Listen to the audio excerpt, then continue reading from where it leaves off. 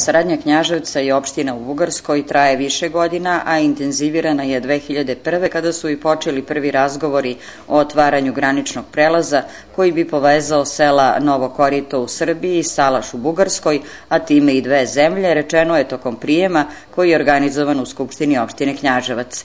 Obe strane očekuju da će radovi na otvaranju graničnog prelaza početi u najskorije vreme. Posle dogovarane predsednika Prvanova i Tadića 2007. godine i bilateralne susrete između ministra unutrašnjih poslova Mihajla Mikova prošle godine u novembru sa vicepremijera i ministra unutrašnjih poslova Ivice Dačića. Prošle nedelje u kontinuitetu bil sastanak u Bugarskoj, je dogovoreno otvarane graničnog prelaza Salaš Novo Korito. Poslove sa bugarske strane će početi za 2 nedelje, izgradnje puta i infrastrukturu do graničnog prelaza.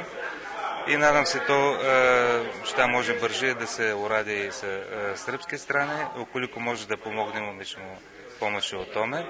Značaj je veliki, ne samo da bismo omogućili ljudima koji su u samom tom neposrednoj blizini graničnog prelaza mogućnost da pređu granicu, nego i razvoj našeg turizma, privredi takođe i naravno, ja to moram da kažem, i to je praktično svim građanima opštine Knjaževac prva, najkraća veza sa Evropskom unijom.